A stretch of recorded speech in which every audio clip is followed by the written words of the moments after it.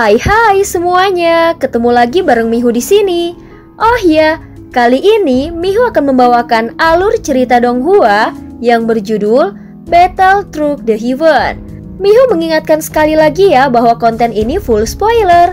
Tanpa lama-lama lagi, yuk langsung aja kita masuk ke isi ceritanya.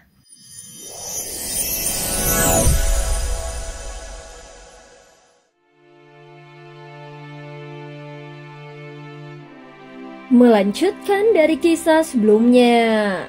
Pada saat ini badai api pemusnah di sekelilingnya ditelan dengan ganas oleh api 3 warna milik Xiaoyan. Dan seperti yang dia duga, badai itu mengandung bibit api pemusnah. Saat berikutnya percikan api demi api dikumpulkan oleh Xiaoyan. Selama dia mampu menahan kekuatan penghancur yang tersembunyi di dalam badai api ini, maka dia pasti bisa membentuk benih api itu di dalam tubuhnya. Setelah menghadapi begitu banyak kekuatan asal, dia sangat memahami betapa pentingnya memiliki satu benih api. Apalagi jika bisa mengumpulkan lebih banyak. Dalam beberapa situasi tertentu, satu benih api bahkan bisa menjadi titik balik yang paling menentukan. Tanpa memperdulikan apapun, Xiaoyan terus bergegas ke depan dengan tubuhnya yang setinggi ribuan kaki. Dia terus melahap semua benih api yang menyerangnya. Tentu saja ini seperti nutrisi baginya, namun berbeda bagi orang lain. Bagi para sosok lainnya yang sedang mundur ketakutan, bentuk tubuh Xiaoyan yang setinggi ribuan kaki memang terlalu mencolok. Tetapi yang membuat mereka ketakutan bukanlah wujudnya, melainkan fakta bahwa tubuh Xiaoyan mampu menahan ganasnya badai api pemusnah dan berani menelan badai api pemusnah itu secara langsung. Bagaimanapun mereka sudah berada di sini sebelum Xiaoyan datang dan sudah merasakan dampak dari badai api pemusnah.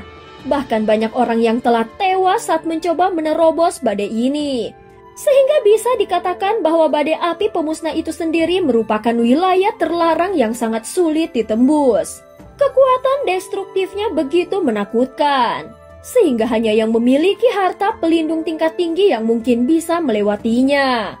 Jika hanya mengandalkan tubuh fisik biasa, sangat mustahil bisa melaluinya. Bagaimana mungkin ada tubuh fisik yang sanggup menelan badai api pemusnah seperti itu? Pemandangan ini membuat orang-orang di sana merasakan teror. Di antara mereka, mungkin ada yang pernah mendengar tentang kekuatan fisik klan Yuan Shen, namun belum pernah ada yang benar-benar menyaksikannya, sehingga mereka tidak bisa mengetahui teknik apa yang digunakan oleh Xiaoyan. Bahkan mereka hanyalah sekelompok orang-orang yang beruntung karena tidak mati seperti yang lainnya saat menerjang badai tersebut.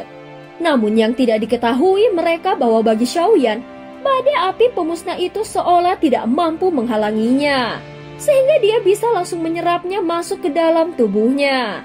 Meski begitu, badai dahsyat ini tetap bergejolak di dalam tubuh Xiaoyan.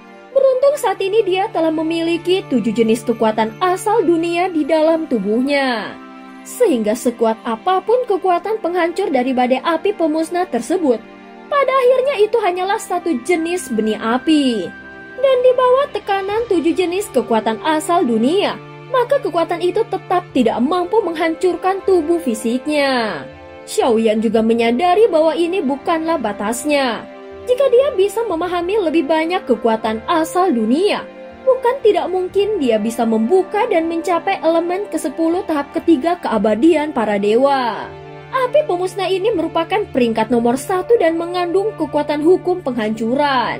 Dan jika dia berhasil memahami sumber kekuatan ini, mungkin dia bisa memahami hukum penghancuran ini.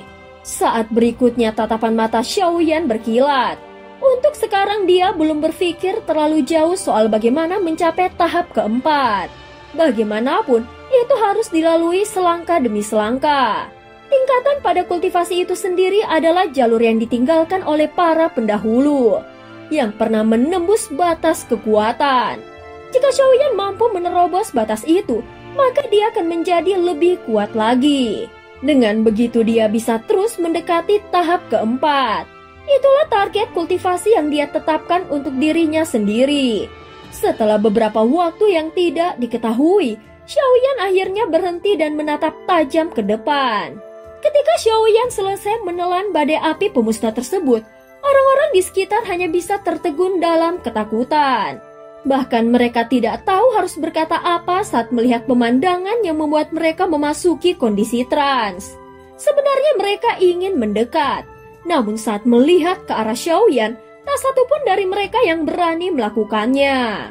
Bagaimanapun mereka sudah tidak memiliki kekuatan untuk menerjang badai api. Jika mereka terus maju, itu sama saja dengan jalan buntu dan hanya menemui kematian. Bahkan sosok yang terus mengikuti Xiaoyan di belakangnya hanya bisa tersenyum pahit dan tampak tak berdaya. Namun bisa dianggap dia masih beruntung dibandingkan dengan yang lainnya, karena dia bisa melangkah lebih jauh. Mereka semua hanya berada di ranah setengah langkah keabadian para dewa. Apakah perjalanan berbahaya ini sepadan untuk mereka? Xiaoyan tidak menunjukkan niat membunuh sedikit pun. Dia hanya merasa terkejut mengapa mereka terus bergerak maju padahal kekuatan mereka belum cukup. Bahkan mereka sudah terhenti di ujian pertama. Jika mereka masih terus melanjutkan perjalanan ini, maka dari 10 orang kemungkinan akan mati. Dan kesempatan untuk mendapatkan api pemusnah hampir mustahil. Meskipun kekuatan mereka tidak dapat mengancam Xiaoyan, namun dia merasa bahwa hal yang mereka lakukan ini tidaklah sederhana.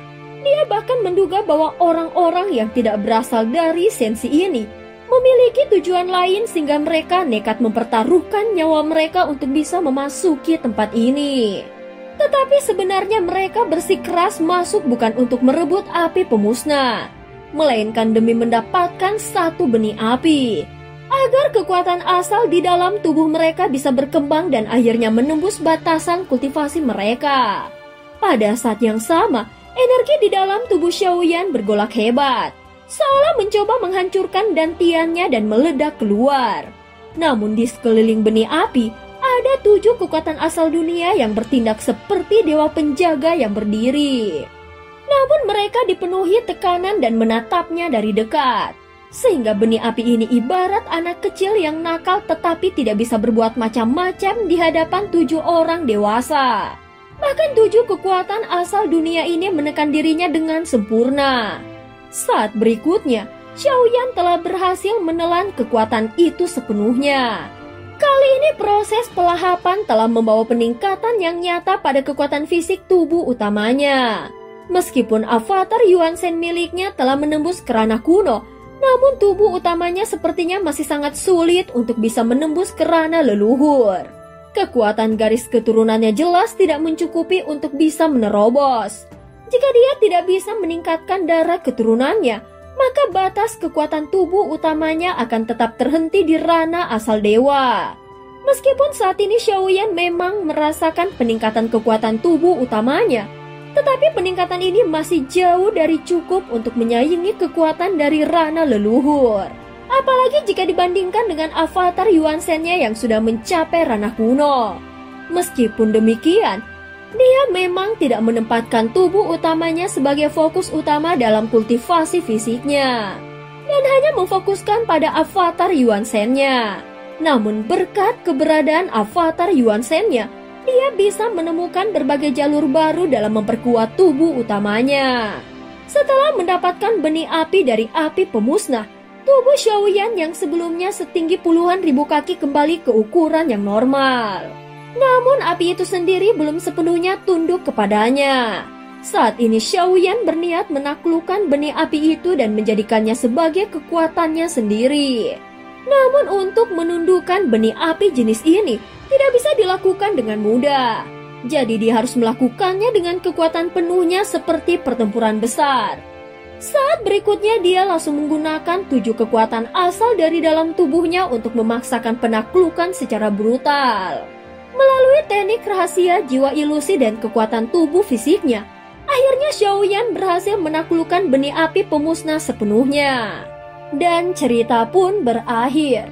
Terima kasih udah dengerin Mihu dari awal sampai akhir ya.